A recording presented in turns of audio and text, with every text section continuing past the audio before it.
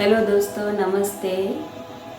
આજે હું બતાવીશ કે રેકી આપણા જીવનમાં કેવી રીતે કામ કરે છે અને રેકીનું આહવાન કેવી રીતે કરવાનું, 7 ચક્રનું એમાં શું મહત્ત્વ છે, એટલે એના વિશે આપણે જોઈશું। તો રેકી શક્તિ એ એક ઈશ્વરીય ઉર્જા છે કે જે આપણે એને દેખી નથી શકતા પણ ફીલ કરી શકીએ છીએ। દુનિયામાં એના અનેક નામો છે, પણ આપણે એને સ્પર્શ શક્તિ રેકી કહીએ છીએ। તો જેવી રીતે આપણા શરીરમાં 7 ચક્ર છે કે સહસ્ત્રાર ચક્ર, આજ્ઞા ચક્ર, વિશુદ્ધ ચક્ર, હૃદય ચક્ર, મણિપુર ચક્ર, સ્વાધિષ્ઠાન ચક્ર અને 7મું છેલ્લું ચક્ર એ છે મૂલાધાર ચક્ર કે જે આ કુંડલીની શક્તિ બિરાજમાન છે। તો આપણે આ ચક્રને એક્ટિવ કરવાના છે અને આ ચક્ર જ્યારે એક્ટિવ થાય છે ત્યારે આપણે રેકી શક્તિને આપણી અંદર આહવાન કરી શકીએ છીએ। એટલે કુદરતી શક્તિ છે અને એ શક્તિને આપણે દીક્ષા દ્વારા, એટ્યુન પદ્ધતિ દ્વારા આપણે આપણા શરીરમાં એને લાવી શકીએ છીએ કે એનું આહવાન કરી શકીએ છીએ।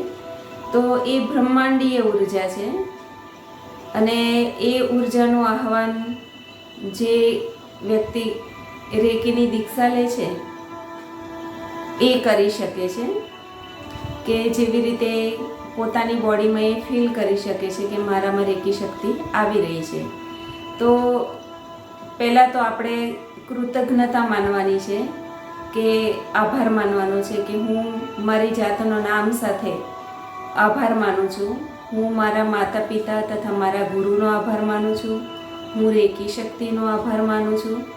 આ રીતે આપણે નમસ્કારની મુદ્રામાં આભાર માનવાનો છે અને બ્રહ્માંડમાંથી એનું આપણે આહવાન કરવાનું છે કે જેવી રીતે આકાશમાંથી રેકીની દિવ્ય ઉર્જા સફેદ પ્રકાશના રૂપમાં મારા સહસ્ત્રાર ચક્રમાં પ્રવેશી રહી છે। રેકીની દિવ્ય ઉર્જા મારા સહસ્ત્રાર ચક્રમાંથી મારા આજ્ઞા ચક્રમાં આવી રહી છે। મારા આજ્ઞા ચક્રમાંથી રેકીની દિવ્ય ઉર્જા મારા વિશુદ્ધ ચક્રમાં આવી રહી છે। મારા વિશુદ્ધ ચક્રમાંથી રેકીની દિવ્ય ઉર્જા મારા હૃદય ચક્રમાં આવી રહી છે અને મારા હૃદય ચક્રમાંથી રેકીની દિવ્ય ઉર્જા મારા બંને હાથની હથેળીમાં આવી રહી છે અને હથેળી દ્વારા રેકીની દિવ્ય ઉર્જા મારી બોડીના જે પણ ભાગમાં આપણે આપવી હોય ત્યાં આપણે હાથ મૂકી અને એને આપણે ફીલ કરવાની છે અને એ રેકી ઉર્જા પ્રવાહિત થતી હોય છે। અને દાખલા તરીકે બીજી કોઈ બી વ્યક્તિને આપતા હોય યા તો કોઈ બી સૂક્ષ્મ યા તો સ્થૂળ વસ્તુને, જીવ યા તો નિર્જીવ કોઈ બી વ્યક્તિને આપણે રેકીની દિવ્ય ઉર્જા આપી શકીએ છીએ। તો જ્યારે બીજાને આપવાની થાય ત્યારે કે જે પણ સામે વ્યક્તિ છે એમની બોડીમાં દિવ્ય ઉર્જા મારા હાથની હથેળી દ્વારા પહોંચી રહી છે અને એ પોતાને સારું ફીલ કરી રહ્યા છે, પોતે તંદુરસ્ત બની રહ્યા છે। આ રીતે આપણે મનમાં ભાવના કરવાની છે। આ રીતે દિવ્ય ઉર્જાને આપણે પોતાનામાં પણ લેવાની છે અને બીજાને પણ આપવાની છે। એટલે આમાં જે આપણા જે 4 ચક્ર બતાવ્યા કે જેવી રીતે સહસ્ત્રાર ચક્ર, આજ્ઞા ચક્ર, વિશુદ્ધ ચક્ર અને હૃદય ચક્ર, આ 4 ચક્રથી ફરીથી હાથની હથેળી દ્વારા ફીલ કરવાની છે અને આપણે પોતાની બોડીમાં યા તો બીજા વ્યક્તિને આપવાની છે।